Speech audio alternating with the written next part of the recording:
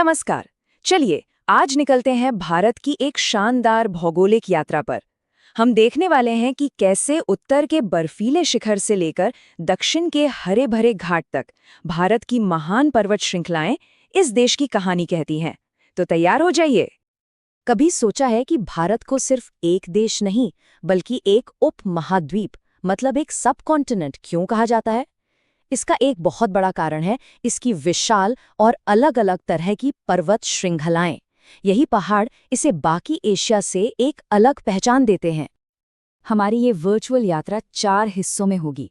शुरुआत होगी उत्तर के प्रहरी हिमालय से, फिर हम चलेंगे मध्य भारत की प्राचीन पहाड़ियों की तरफ, उसके बाद दक्षिण के पठार और घाटों को समझेंगे और आखिर में ये जानेंगे कि ये पहाड़ असल में भारत की जीवन रेखा क्यों हैं। तो सबसे पहले बात करते हैं भारत के सिर के ताज हिमालय की। ये सिर्फ पहाड़ नहीं है, ये एक ऐसी विशाल दीवार है जो हमारे देश के जलवायु, संस्कृति और इतिहास सबको एक शक्ल देती आई है। तो सवाल ये है कि इतने विशाल पर्वत बने कैसे? देखिए, ये कहानी करोड़ों साल पुरानी है। कल्पना कीजिए कि जमीन का एक बहुत बड़ा टुकड़ा, जिसे हम इंडियन प्लेट कहते हैं, धीरे धीरे उत्तर की तरफ बढ़ रहा था और फिर हुई एक जबरदस्त टक्कर। जब ये यूरेशियन प्लेट से टकराया तो इस टक्कर के जोर से जमीन ऊपर उठने लगी, ठीक वैसे ही जैसे दो गाड़ियां टकराकर मुड़ जाती हैं। और बस इसी घटना से हुआ दुनिया की सबसे ऊंची पर्वत श्रृंखला हिमालय का जन्म। अब एक दिलचस्प बात यह है कि हिमालय कोई एक अकेली रेंज नहीं है, ये असल में 3 समानांतर मतलब पैरेलल श्रृंखलाओं से मिलकर बना है। सबसे ऊपर है हिमाद्री, जो हमेशा बर्फ से ढका रहता है। बीच में आता है हिमाचल, जहां हमारे सारे खूबसूरत हिल स्टेशंस बसे हुए हैं, और सबसे नीचे हैं शिवालिक की हरी भरी पहाड़ियां। और रुकिए, कहानी यहीं खत्म नहीं होती। हिमालय के भी पार और उत्तर में काराकोरम, लद्दाख और ज़ैंस्कर जैसी और भी ऊंची पर्वतमालाएं हैं। सोचिए, इनकी औसत ऊंचाई ही 5000 मीटर से ज्यादा है। ये सचमुच में दुनिया की छत हैं। और इन्हीं विशाल श्रृंखलाओं में है भारत की कुछ सबसे ऊंची चोटियां। कंचनजंगा, नंदा देवी, कामेट, ये सब 750 मीटर से भी ऊंची हैं। और हाँ, पाक अधिकृत कश्मीर में स्थित K2, जो दुनिया की दूसरी सबसे ऊंची चोटी है, वो भी यही है।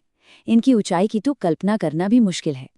चलिए, अब उत्तर के इन नए नवेले युवा पहाड़ों से थोड़ा हटकर मध्य भारत के प्राचीन दिल की ओर चलते हैं। एक ऐसी जगह जहां समय की कहानी खुद पत्थरों में लिखी हुई है। यहाँ एक ऐसा फैक्ट है जो हैरान कर देगा। जो अरावली श्रृंखला है वो हिमालय से भी बहुत ज्यादा पुरानी है, लगभग 2.5 अरब साल पुरानी। जी हाँ, ये पृथ्वी पर सबसे पुरानी पर्वत श्रृंखलाओं में से एक है। वक्त के साथ ये काफी घिस चुकी है, लेकिन आज भी अपनी पूरी शान से खड़ी है। मध्य भारत में हमें विंध्य और सतपुड़ा रेंज भी मिलती है। ये सिर्फ पहाड़ नहीं है, बल्कि ये एक तरह का नेचुरल डिवाइडर है जो उत्तर और दक्षिण भारत के नदी सिस्टम को एक दूसरे से अलग करते हैं। अब अपनी यात्रा को आगे बढ़ाते हैं दक्षिण की ओर, जहाँ का भूगोल मतलब की ज्योग्राफी बिल्कुल अलग है। यहाँ हमारा सामना होता है एक ज्वालामुखीय पठार से और उसके दोनों तरफ खड़े पहरियों यानी कि वेस्टर्न और ईस्टर्न घाट से। देखिए, दक्षिण का ज्यादातर हिस्सा दक्कन के पठार से बना है।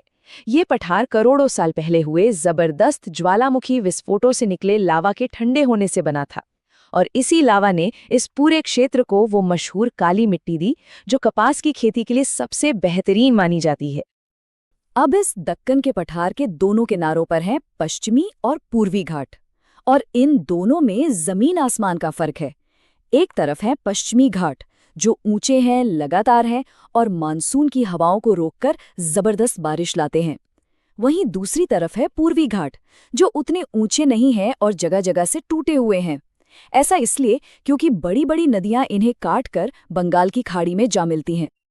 उनकी ऊंचाई का ये फर्क उनकी चोटियों में भी साफ दिखता है।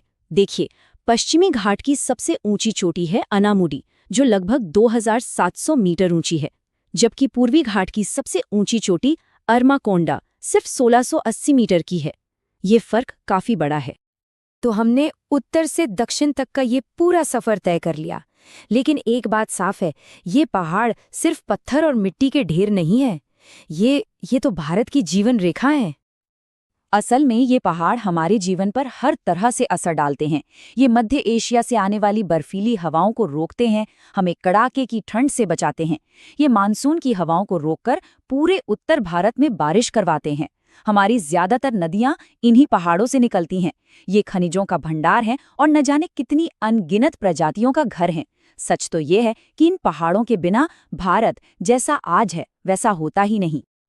तो आखिर में सवाल यही बचता है, ये पर्वत श्रृंखलाएं जो सिर्फ भूगोल नहीं बल्कि भारत की आत्मा है, जो हमारी जीवन रेखा है, हम आने वाले कल के लिए इनकी रक्षा कैसे करें? ये एक ऐसा सवाल है जिस पर हम सबको मिलकर सोचना होगा।